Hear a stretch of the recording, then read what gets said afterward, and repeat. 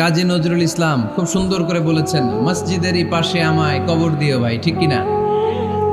মসজিদেরই পাশে আমায় কবর দিও ভাই, যেন গড়ে হতে মুয়াজ্জিনের আযান শুনতে পাই। আমার গুরের পাশে দিয়ে ভাই নামাজিরা যাবে,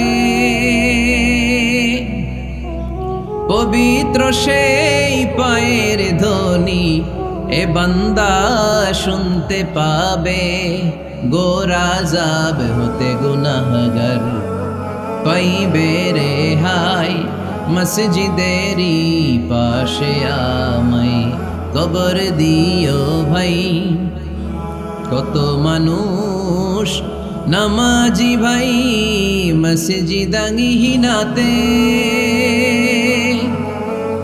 আল্লাহর নামের জিকির করে লুকিয়ে গভীর রাতে।